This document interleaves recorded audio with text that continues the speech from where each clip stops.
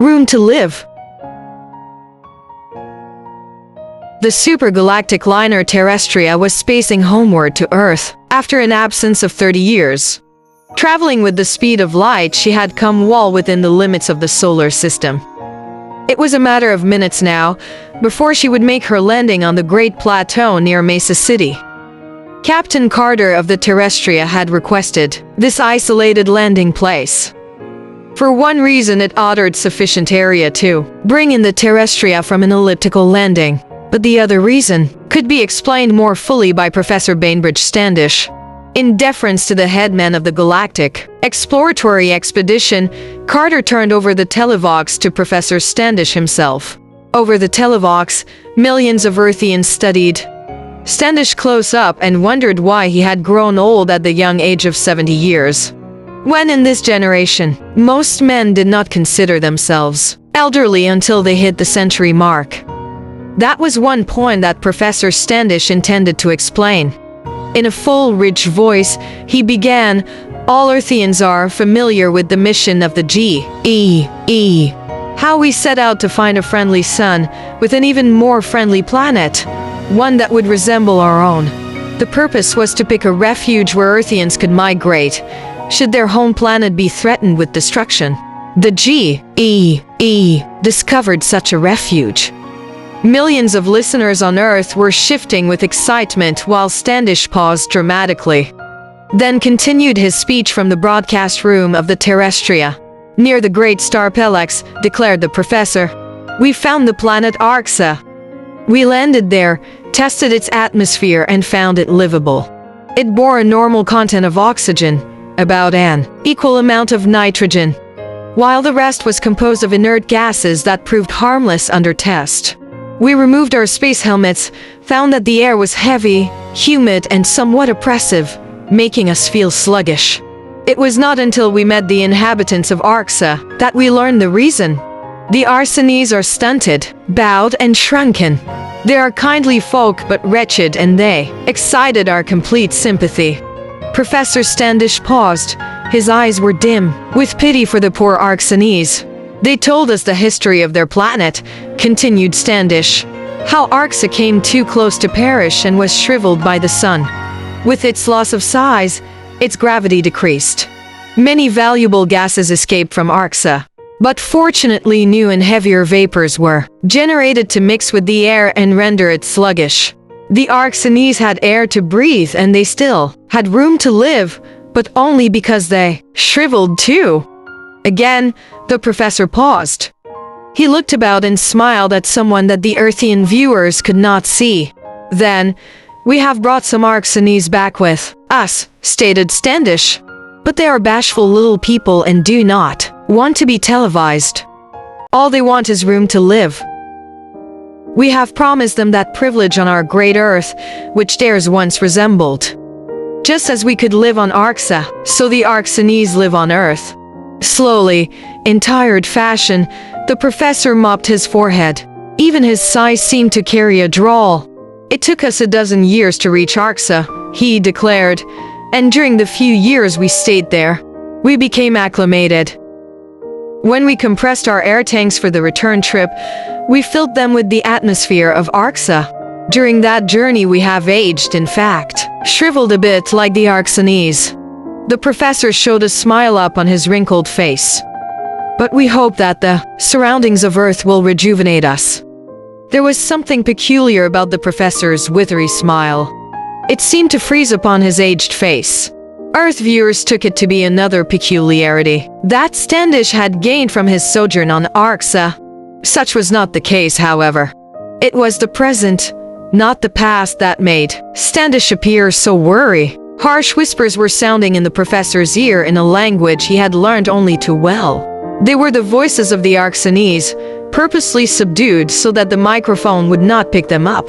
"Keep speaking, Professor," one ordered. "Tell your friends on Earth how happy you will be when you arrive home. And how happy they should be," gibed another whisper, "that they are giving poor pitiful creatures like the Arxanese room to live." "We'll find room all right," hissed a third. "We've just taken over your spaceship. We'll take over your world when we get there."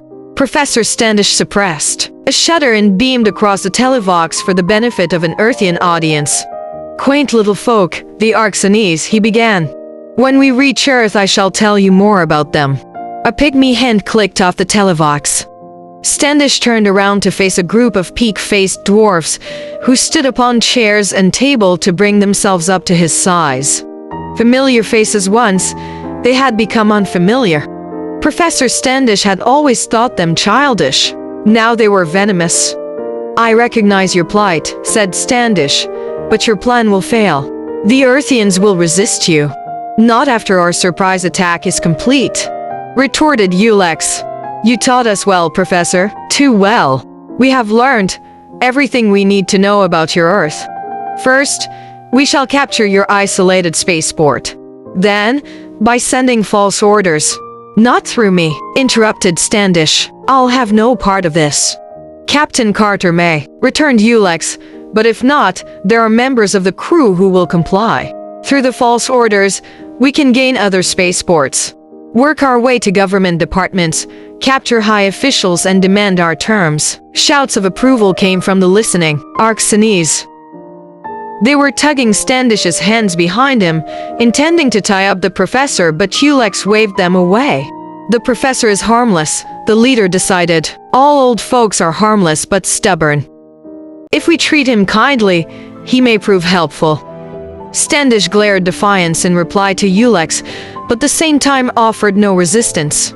The Arxanese did not bother to lash his hands behind him. They just left the professor sitting numbly in his chair.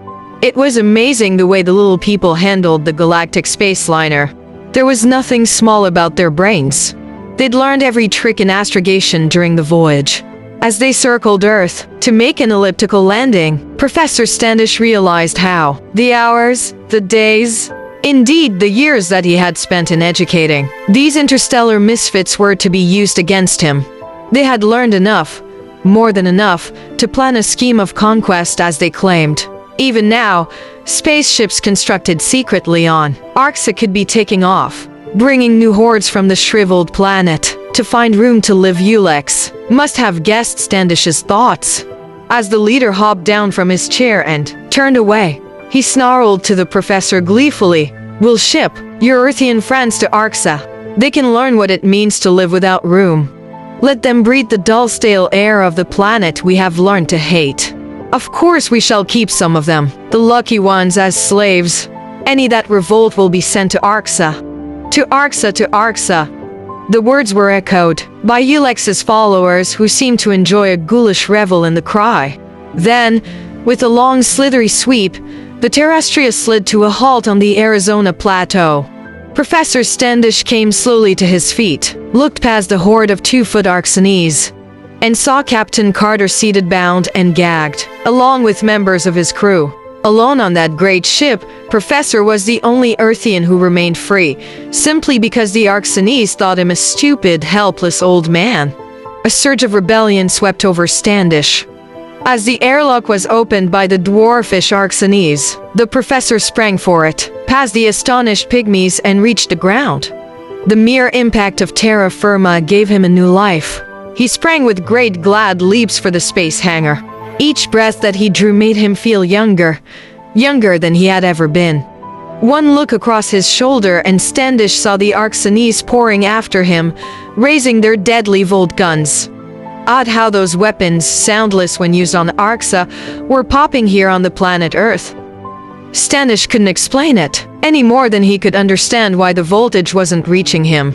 Anyone could aim one of those surefire guns. Anyone but an Arxanese on his first trip to Earth.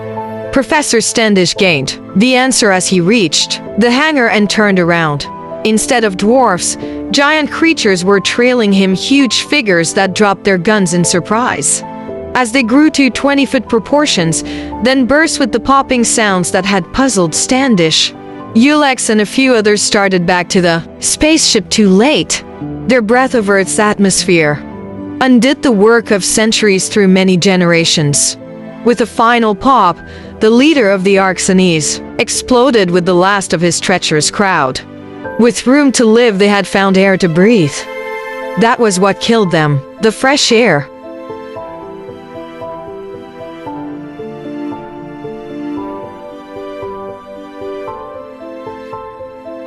The end.